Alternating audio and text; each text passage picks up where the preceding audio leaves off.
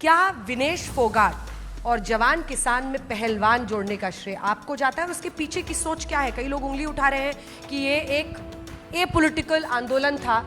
5 ऐसी पहलवान बैठी रही, 6 महीने तक ये कहा कि भाजपा के एक सांसद ने उनके साथ गलत किया है, मगर 6 महीने तक एफआईआर तक दर्ज नहीं हुई। ये वो देश है जहां जब बहन बेटी की इज्जत पे बात आई तो हरियाणा में कुरुक्षेत्र में महाभारत तक का युद्ध हुआ। इस बार के चुनाव में कांग्रेस पार्टी एक रणनीति के तहत आगे बढ़ रही है। आपने बेरोजगारी का मुद्दा लोकसभा में भी उठाया था, वो काम आया। आप लोग जवान किसान पहलवान के मुद्दे पर लड़ रहे हैं।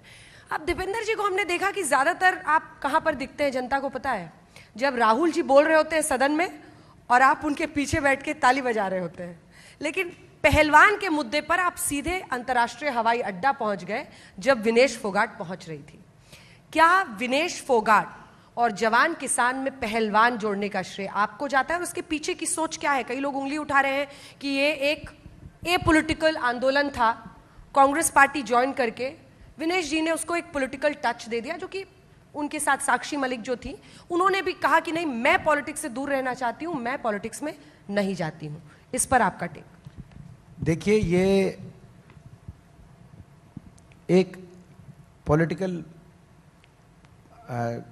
पॉलिटिकल मूवमेंट था, लेकिन एक ये पॉलिटिकल इशू था। इस बात को आप समझिए, कितना घोर अन्याय हरियाणा की बेटियों के साथ हुआ। कोई आपकी बहन हो सकती थी, आपकी बेटी हो सकती थी।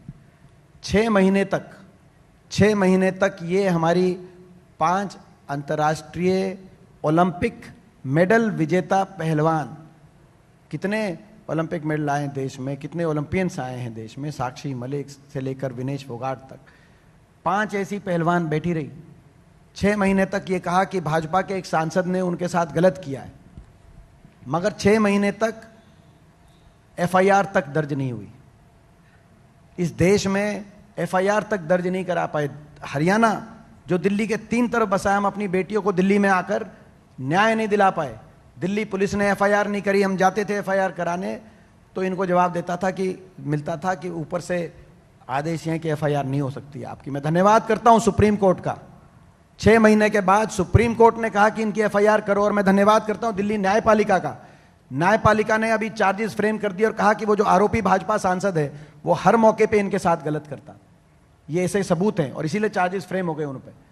लेकिन 6 महीने तक क्यों एफआईआर नहीं दर्ज की गई? मैं आपसे सवाल पूछ, इससे घोर अन्याय क्या होगा? सरकार का तो काम है निष्पक्ष होकर न्याय दे। वो भी किसी की बेटियां थी, वो भी किसी की बहनें थी।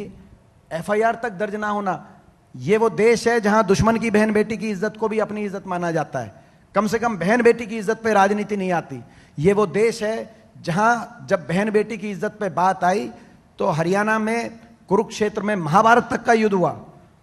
ये वो देश है जब द्रौपदी की बात आई तो महाभारत कुरुक्षेत्र में लड़ाई लड़ी गई, और यहां हमारी बहन बेटियों की 6 महीने तक दिल्ली की सड़कों पे उनको घसीटवाया गया। जो हमारी ओलंपिक विजेता बेटियां केवल इसलिए कि भाजपा के सांसद आरोपी हैं, उनकी हमारी बहन बेटी की इज्जत को एक प्रदेश के रूप में देखा गया। ये मैं समझता हूं हरियाणा की बेटियों के साथ जब अन्याय हुआ, एफआईआर करना ना करना राजनीतिक फैसला था सरकार का। उन्होंने फैसला किया एफआईआर नहीं दर्ज होगी, तो ये राजनीतिक मुद्दा तो उसी दिन बन गया था। उसके बाद इनमें से कोई राजनीति में आए ना आए, ये इनके ऊपर निर्भर था। हमने डट के साथ दिया, और मुझ पे उस समय पूरी बीजेपी ने निशाना भी लिया कि आप इनके साथ खड़े हो, मगर मुझे गर्व है कि मैं इनके साथ खड़ा रहा, अपनी बेटियों के साथ। हमने इनका साथ दिया, और ये उनके ऊपर निर्भर था कि ये क्या करें आगे।